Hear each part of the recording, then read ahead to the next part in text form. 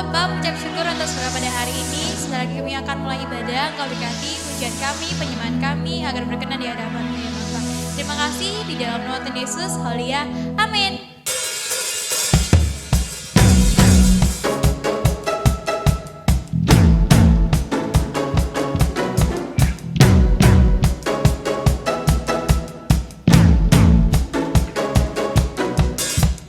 Bila Roh-Mu bekerja,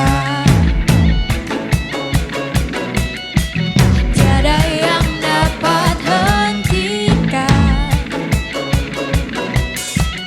Adalah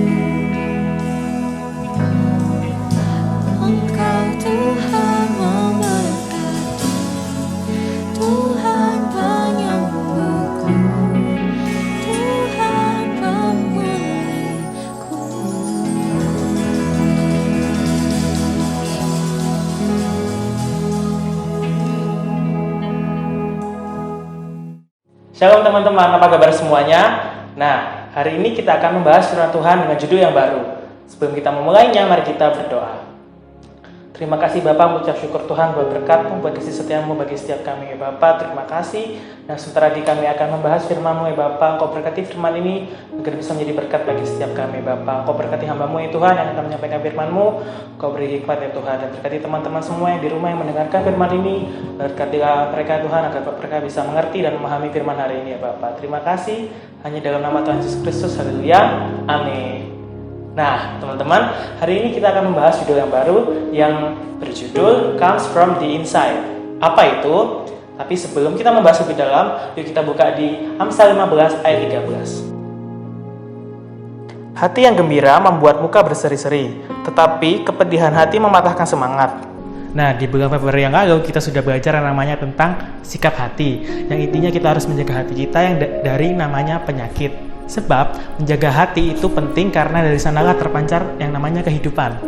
Dan sama dengan ayat yang sudah kita baca tadi di awal, apa yang ditampilkan dari wajah kita itu berasal dari dalam hati kita.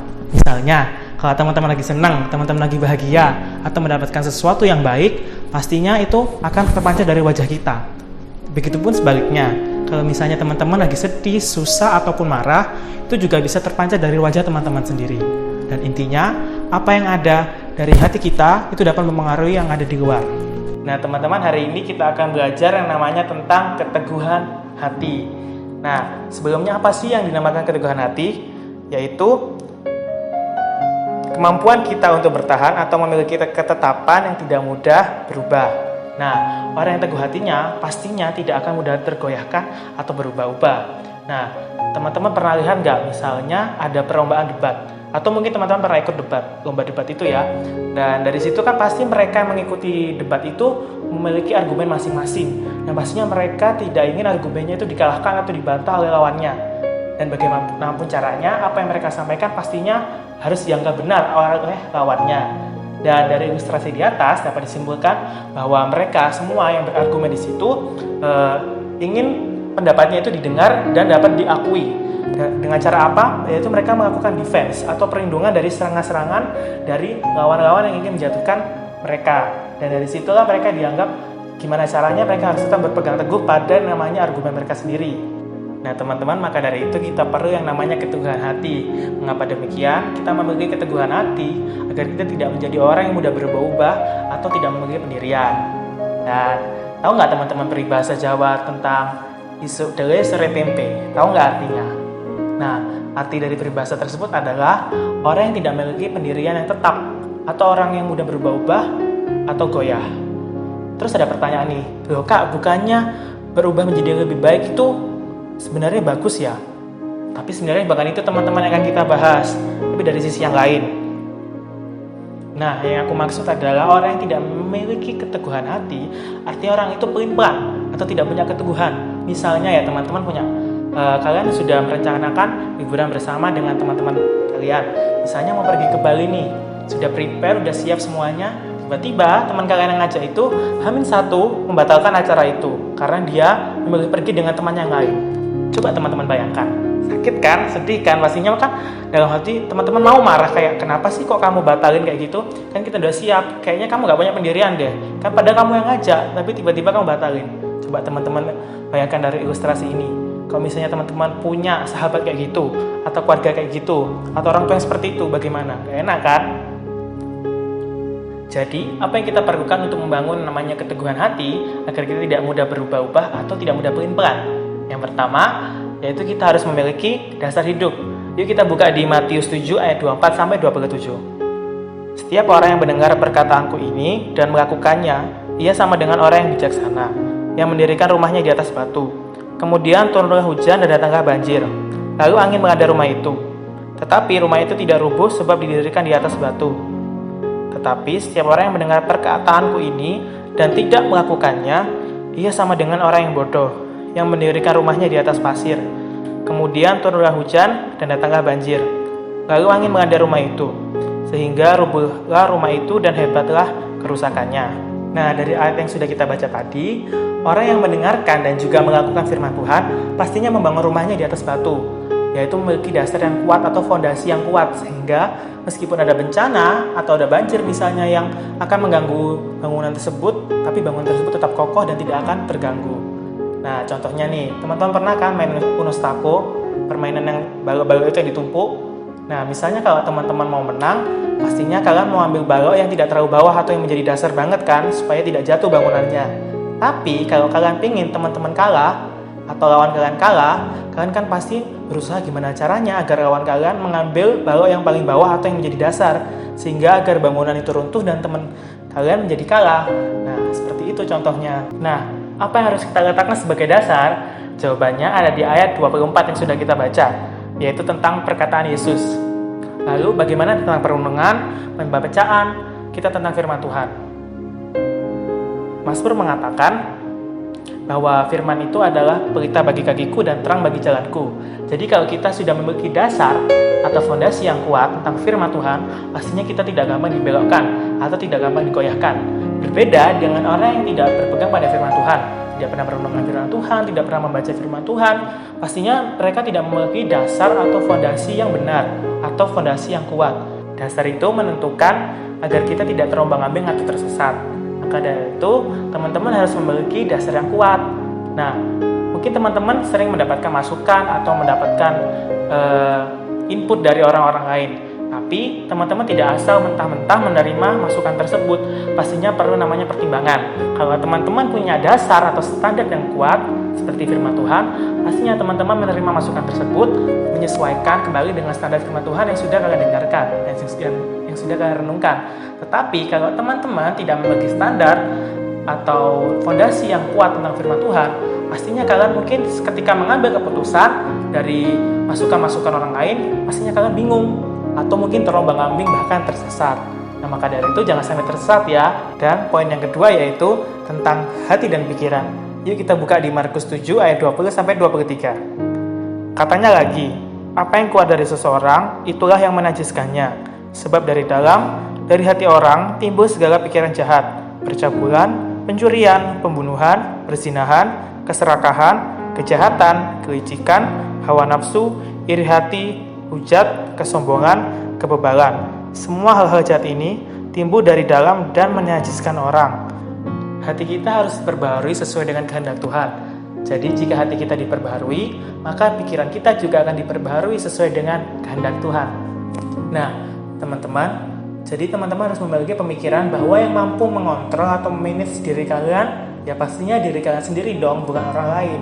Jadi kebahagiaan, sukacita, damai, ataupun marah, sedih, itu semuanya tergantung dari diri kalian sendiri, bukan dari lingkungan atau orang lain. Jadi jangan menyalahkan lingkungan sekitar atau orang lain ya teman-teman.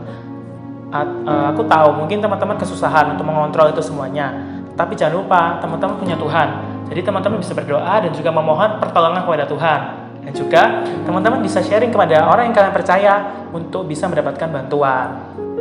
Dan poin yang terakhir atau poin yang ketiga yaitu tentang kemampuan untuk mengontrol. Yuk kita baca di Ayub 28 ayat 28. Tetapi kepada manusia ia berfirman, sesungguhnya takut akan Tuhan itulah hikmat, dan menjauhi kejahatan itulah akal budi. Nah, teman-teman mesti ingat kan waktu sekolah minggu mungkin diajarin bahwa Tuhan itu memberikan akal budi kepada manusia sebagai ciptaan yang paling sempurna. Tahu kan pastinya? Nah, inilah yang membedakan kita sebagai manusia juga dari ciptaan Tuhan yang lain. Karena apa? Kita punya yang namanya akal budi. Dari akal budi ini kita bisa membedakan mana yang baik dan juga mana yang jahat, mana yang perlu kita lakukan dan mana yang tidak, mana yang berguna dan juga mana yang tidak berguna. Seperti itu. Dan juga akal budi kita itu mampu untuk mengolah informasi. Misalnya mengolah informasi apa yang ada dalam pikiran dan juga mengontrol apa yang akan kita lakukan pada tindakan kita. Sebenarnya kita sudah mempunyai kemampuan itu, tapi kita tidak sadar. Termasuk kita mempunyai kemampuan untuk mengontrol respon kita dalam menghadapi sesuatu. Nah, teman-teman perlu diingat, apa yang kita lakukan itu juga bisa berdampak bagi diri kita ataupun orang lain.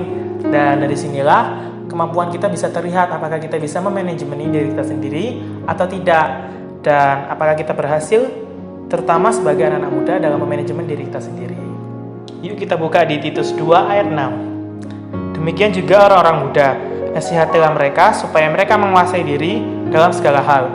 Dan orang-orang muda itu memang identik dengan namanya perubahan sikap, ya karena transisi dari anak-anak menuju dewasa.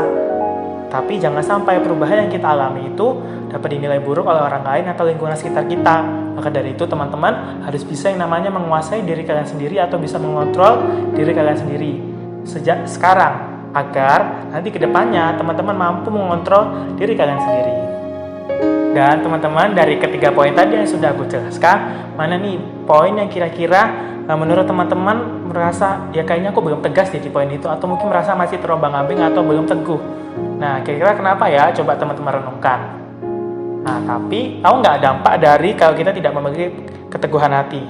Yaitu kita kehilangan namanya kepercayaan. Dinilai orang itu kita tidak tegas. Kemudian kita dinilai tidak memiliki namanya relasi dengan orang lain. Maka dari itu teman-teman penting untuk membangun namanya keteguhan hati. Nah, untuk menutup firman hari ini, yuk kita buka di Yesaya 26 ayat 3. Yang hatinya teguh kau jagai dengan damai sejahtera, sebab kepadamulah ia percaya. Nah, Tuhan itu akan selalu menjagai dan juga memberikan damai sejahtera kepada orang-orang yang teguh hatinya. Maka dari itu, teman-teman perlu namanya memiliki keteguhan hati. Sebab kalau teman-teman memiliki keteguhan hati, teman-teman akan dijauhkan dari stres atau mungkin rasa ketidakpercayaan diri atau takut atau cemas dan sebagainya. Dan bahkan teman-teman juga bisa menguatkan orang lain. Seperti itu. Nah, sekian firman dari hari ini. Semoga apa yang sudah kalian dengarkan dapat menjadi berkat bagi kita semuanya. Oke? Yuk kita berdoa. Terima kasih Bapak, mengucap syukur Tuhan buat firman yang sudah kami terima dan yang sudah kami dengar Bapak. Semoga firman yang telah kami dengarkan ini bisa menjadi berkat dan kekuatan bagi setiap kami, agar kami semua ini anak-anak Tuhan memiliki keteguhan hati ya Bapak. Terima kasih, Yesus, terima kasih. Hanya dalam nama-Mu kami sudah berdoa dan ucap syukur. Haleluya. Amin.